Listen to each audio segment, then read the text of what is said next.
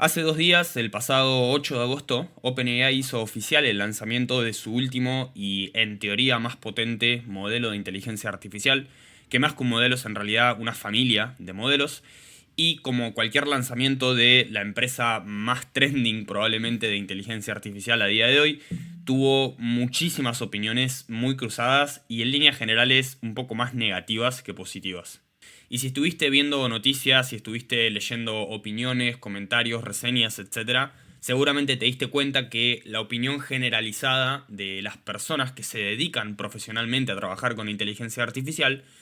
suele ser que este nuevo modelo de OpenAI, este nuevo modelo GPT-5, no cumple ni de cerca las expectativas que puso Sam Altman, el CEO de OpenAI, respecto a este lanzamiento. Y en mi opinión esas críticas tienen muchísimo sentido. La verdad es que no fue una locura, no fue una increíble innovación y ni de cerca significó lo que por ejemplo significó el lanzamiento del modelo O3, que verdaderamente fue un cambio en el paradigma sobre cómo trabajan los modelos de lenguaje. Y si vemos los benchmarks, si vemos la evolución en la inteligencia y en las capacidades del modelo de lenguaje, la evolución que vio O3 en relación a los modelos anteriores fue totalmente gigantesca, cosa que no sucedió con GPT-5. ¿Quiere decir esto que Sam Altman es un mentiroso y OpenAI es una basura? No creo, salvo que vos particularmente lo pienses, pero yo creo que de alguna manera se malinterpretó un poco el mensaje que dio Sam Altman respecto a por qué este nuevo lanzamiento iba a revolucionar tanto el mundo de la inteligencia artificial.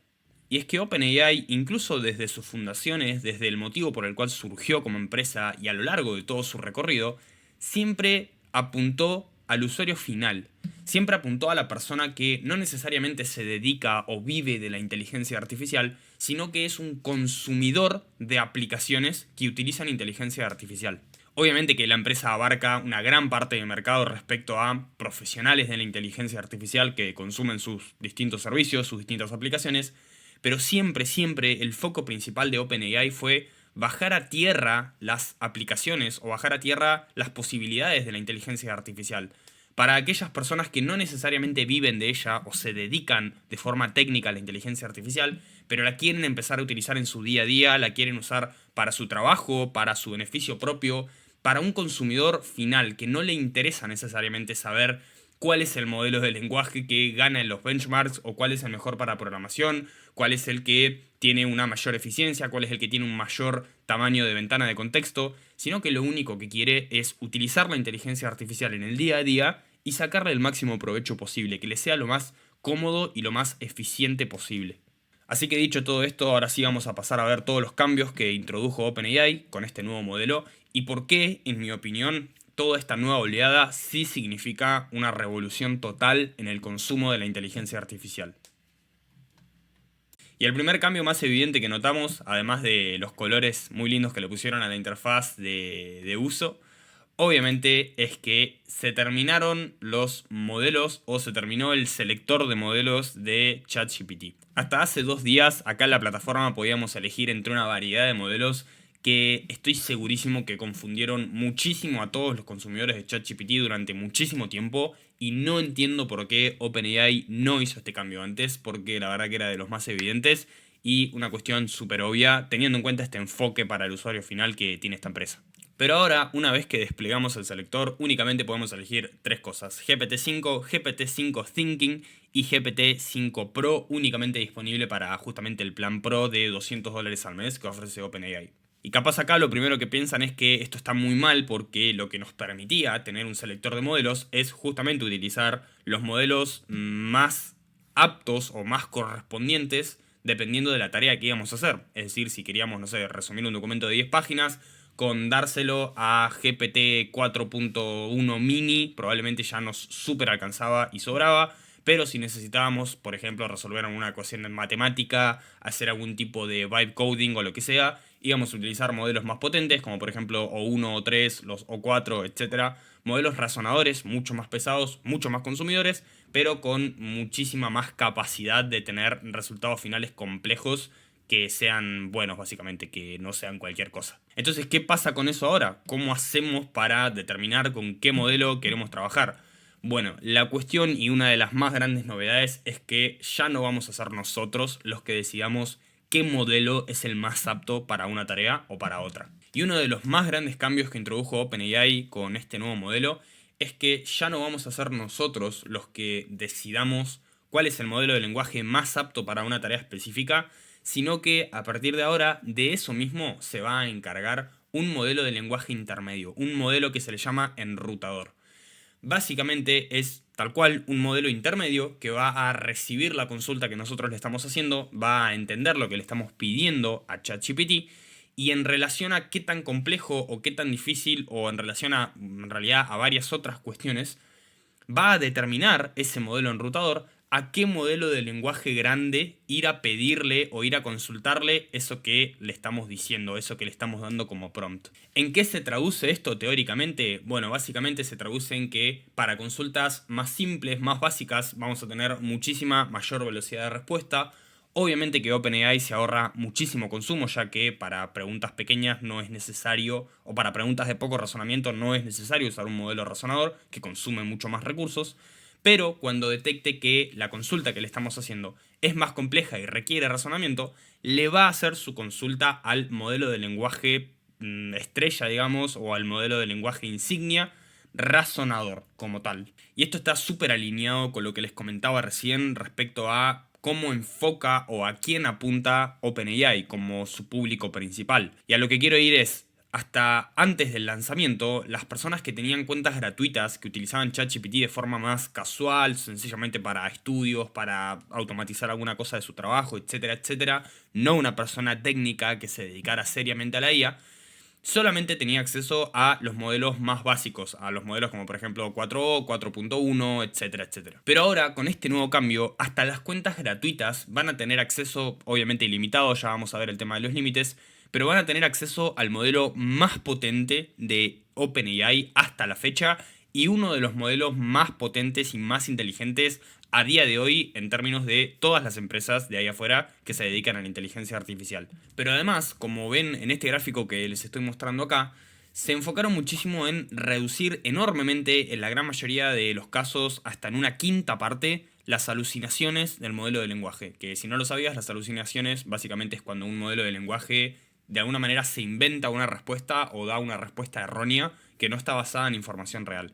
Como ven en los gráficos esos, se redujeron muchísimo las alucinaciones de los modelos de lenguaje nuevos, lo cual también está muy alineado con esta cuestión, ya que un usuario final, un usuario que no entiende profundamente el funcionamiento de una inteligencia artificial, es mucho más propenso a caer un poco en la trampa de las alucinaciones, a que cualquier cosa que te diga una IA lo tomás como cierto y lo utilizás, lo cual puede ser muy peligroso. Obviamente que para cualquier ámbito está buenísimo que reduzcan alucinaciones, pero le dedicaron muchísimo esfuerzo particularmente a esto y, en mi opinión, consiguieron un excelente resultado. Y yo creo que ahí, en esos dos factores que les acabo de comentar, está un poco la respuesta o está un poco la contra a esta opinión tan generalizada de que GPT-5 no significa ningún tipo de revolución grande en términos de qué tan capaz o qué tan inteligente es el modelo. Yo creo que a lo que quisieron apuntar con estos dos cambios, primero que nada el hecho de que cualquier usuario, incluso gratuito, tenga acceso al modelo más potente y que las alucinaciones se hayan reducido considerablemente, incluso llegando muy cerca al punto de que no existan más las alucinaciones, tiene muchísimo sentido en un escenario en el cual el consumidor final o el cliente al que apunta OpenAI es justamente esta persona o este perfil que les comento. Una persona no técnica, una persona no profesional o no súper avanzada en términos de inteligencia artificial, pero que la quiere empezar a utilizar para su día a día, así como en su momento se empezó a utilizar Google para hacer búsquedas en Internet. Entonces, todo este hype que se generó tanto por parte de Sam Altman de OpenAI en su estrategia de marketing, incluso algunos influencers que tuvieron acceso temprano a las nuevas funcionalidades, que lo plantaban como algo que iba a revolucionar el mundo o iba a revolucionar la inteligencia artificial,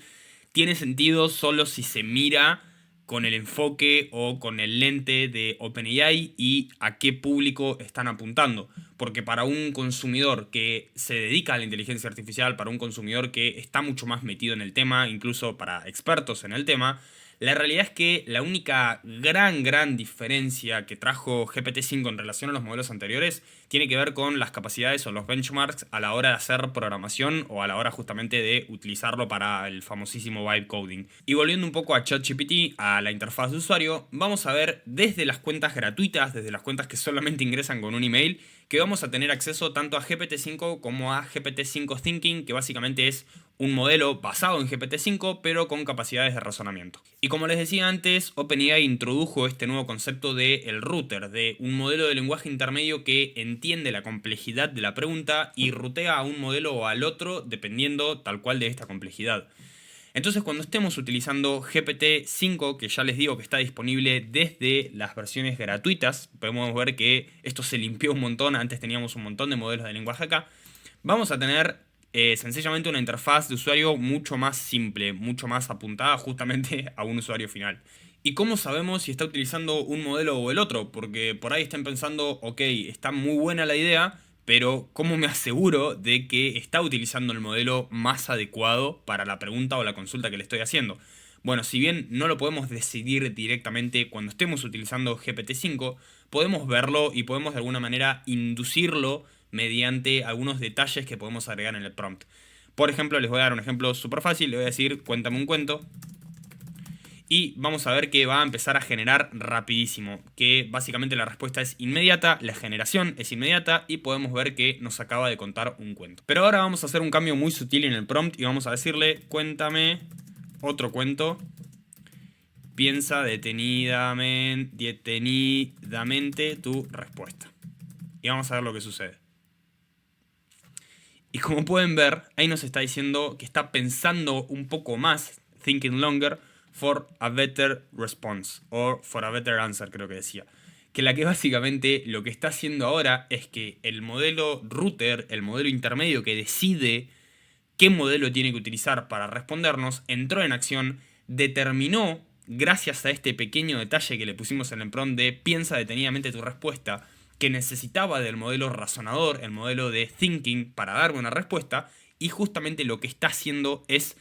hacer este proceso de razonamiento, este proceso mucho más largo de creación de una respuesta. Vemos que incluso se tomó 37 segundos para contestarme en comparación a la respuesta inmediata que me dio en la pregunta anterior que le hice, y ahora vemos que nos genera una respuesta acorde, en la cual si venimos acá podemos ver el desglose de todo el proceso de thinking o todo el proceso de razonamiento que fue llevando a cabo. Entonces, ¿en qué se traduce todo esto? En que ya no vamos a ser nosotros los que manualmente toquemos unos clics o movamos un poco el mouse para decidir cuál es el mejor modelo para darnos una respuesta acorde a lo que estamos consultando, sino que si efectivamente queremos que razone profundamente sobre algo que le estamos consultando, algún problema que le estamos dando, se lo vamos a pedir de forma natural. Le vamos a decir en el prompt algo como razonarlo de forma profunda, pensarlo de forma profunda, indicándole específicamente que queremos que utilice el modelo razonador, el modelo thinking, para darnos una respuesta acorde. Pero obviamente, como habían visto recién, también podemos seleccionar de forma manual el modelo thinking y utilizarlo siempre. Básicamente siempre que le preguntemos algo, va a pasar por el modelo de thinking, va a hacer un razonamiento profundo y nos va a dar una respuesta acorde. Pero, y hay un pero bastante importante, y es que la utilización de este modelo thinking, habiéndolo seleccionado desde acá, tiene unos límites bastante más bajos que los límites que presenta GPT-5 utilizándolo de forma natural, entre comillas. Bien, ¿y cómo se ve este modelo enrutador trabajando de forma natural sin que nosotros explícitamente le digamos en el prompt que haga un razonamiento profundo? Sencillamente, como les mostré al principio, pero vamos a verlo con un ejemplo más fácil. Vamos a decirle, por ejemplo, ¿cuál es la capital de Argentina? Vamos a ver que en este caso no es necesario que utilice el modelo de razonamiento y enseguida nos da una respuesta. Sin embargo, si le hacemos un pequeño test matemático, como por ejemplo este que se hizo muy famoso porque le costaba bastante contestarlo, vamos a preguntarle si en matemáticas 9.11 es mayor que 9.9. Y vamos a ver que va a utilizar un razonamiento profundo para darnos una respuesta. Vemos que ahí está utilizando propiamente el modelo thinking, el modelo razonador, porque entiende y se da cuenta de que es un problema matemático que requiere un determinado razonamiento. Y le vamos a decir, por ejemplo, explícamelo. Vemos que en este caso ya no utiliza el modelo thinking porque ya resolvió previamente la respuesta a esa consulta matemática compleja que le estábamos haciendo. vemos que nos dice no, en decimales se compara dígito a dígito, parte entera 9, décimas 1 versus 9, entonces nos dice así que 9.11 es menor que 9.9, efectivamente es capaz de resolver esa pregunta y de llamar al modelo de razonamiento cuando el modelo de router detecta que es una pregunta que al modelo básico, al modelo que no tiene razonamiento, le va a costar o no va a poder resolver de la mejor manera posible. Bien, ¿y qué pasó con los modelos de lenguaje anterior? Con 4o, 4.1, o 3, o 1, o 4, etcétera, etcétera. Bueno, a algunos vamos a seguir teniendo acceso acá en el apartado de settings si tienen al menos la cuenta Plus, que es la primera cuenta de pago, digamos el primer plan de pago. Desde la configuración general pueden activar esto de mostrar modelos de legado o Show Legacy Models. Y desde acá arriba vamos a tener acceso únicamente a GPT-4o. ¿Por qué es esto? Bueno, básicamente es una decisión de OpenAI que tiene que ver con qué modelos quieren permitir en relación a cuánto les cuesta a ellos que las personas consuman ese modelo. Pero bueno, básicamente los modelos 4 fue la anterior familia de modelo y esa es la única a la que vamos a tener acceso a partir de ahora desde ChatGPT. Bien, ¿y qué pasa un poco con los límites? ¿Con cuánto podemos utilizar estos modelos de lenguaje? Desde el usuario gratis hasta el usuario Plus, hasta el usuario Pro, que como les comentaba es el de $200 al mes. Bien, lo que los dicen básicamente es lo siguiente. Los que tengan la Free Tier, básicamente la versión gratuita de ChatGPT, sin necesidad de pagar nada, van a poder enviar un total de 10 mensajes cada 5 horas. ¿Y qué va a pasar si queremos seguir utilizando ChatGPT después de este límite? Bueno, básicamente lo que sucede es que automáticamente, en lugar de consumir GPT-5, que es el modelo insignia, digamos, va a pasar a utilizar los modelos más livianos, que son GPT-5 Mini y GPT-5 Nano. Son modelos o submodelos, si se quieren, que ya los vimos con el lanzamiento de la familia de 4, la familia 4o, básicamente, que teníamos 4o Mini y 4o Nano, incluso 4.1 Nano llegamos a tener. Pero básicamente lo que va a suceder es que va a switchar automáticamente a esos modelos hasta que se termine el tiempo límite. ¿Qué pasa con los usuarios de Plus? Los usuarios que somos la gran mayoría, que pagamos la suscripción más barata de $20, podemos enviar un máximo de 160 mensajes al modelo GPT-5 cada 3 horas. Es decir, tenemos un límite muchísimo más alto y si llegamos hasta ese límite, tenemos, básicamente va a suceder lo mismo que en el Free Tier. Se nos va a hacer un downgrade o se nos va a bajar a GPT-5 Mini o a GPT-5 Nano hasta que recuperemos ese límite máximo de usabilidad. Y acá hay algo muy interesante que no me quiero saltear y que es muy importante. Y es que si estuvieron atentos en la plataforma de OpenAI, desde acá arriba podemos switchear entre GPT-5 y GPT-5 Thinking de forma manual. Es decir, forzar manualmente que GPT utilice el modelo Thinking para razonar y darnos una respuesta un poco más compleja o para resolver justamente problemas más complejos. Pero ¿qué sucede si nosotros manualmente cambiamos a ese modelo de Thinking? Lo que va a suceder es que vamos a tener un límite de 200 mensajes a la semana a ese modelo de GPT-5 Thinking, si es que seleccionamos de manera manual trabajar con GPT-5 Thinking. Pero, y acá hay un pero súper importante y un truco muy bueno que pueden aprovechar para jamás llegar a este tope, y es que en aquellos casos en los cuales nosotros utilizamos GPT-5 común, no la parte de Thinking, no el modelo Thinking manualmente switchado, sino que vamos a estar utilizando GPT-5, en todas aquellas situaciones en las cuales le pasemos un prompt y sea el router el que determine que hay que utilizar GPT-5 Thinking, esos consumos de GPT-5 Thinking no suman a ese límite semanal de 200 mensajes, sino que cuenta como el mismo límite de utilización de GPT-5 regular. Bien, y entonces, más allá de lo que sucede con la plataforma de ChatGPT como tal, que ya hablamos de por qué le dieron tanta bola a este tema y por qué es algo que apunta a ese usuario final o a ese consumidor ideal de OpenAI, vamos a ver en lo que es básicamente como el paper oficial de OpenAI sobre GPT-5, cuáles fueron estas mejoras en términos de razonamiento, en términos de inteligencia, de capacidades, un poco la parte más técnica que nos interesa más a nosotros, que nos dedicamos a todo lo que tenga que ver con inteligencia artificial.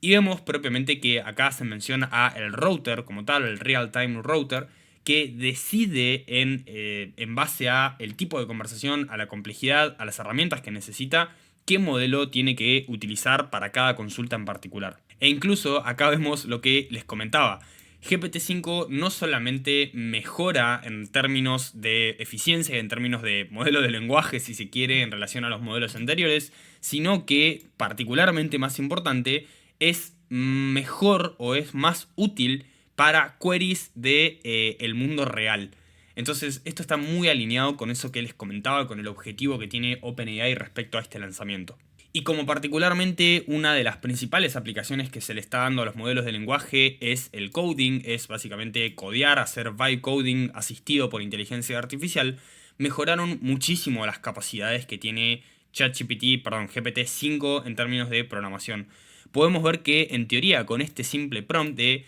crear un juego de simple page, una aplicación single page solamente en HTML que siga los siguientes requerimientos, que se llame Jumping Ball Runner, que el objetivo sea saltar sobre obstáculos y sobrevivir lo máximo posible. Bueno, nada, un poco de la explicación, pero fíjense lo cortito que es este prompt. Y logra crear este juego que es bastante interesante, que básicamente es para ir saltando,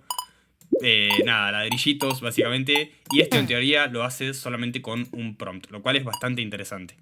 Incluso acá podemos ver un poco los benchmarks en relación a capacidades agénticas, es decir, a capacidad de tomar un proceso complejo que requiera interactuar con varias plataformas o sistemas externos y hacer una coordinación de todos estos sistemas. Y vemos que verdaderamente los benchmarks mejoran muchísimo en relación a los modelos anteriores, como lo es O3 o 4O.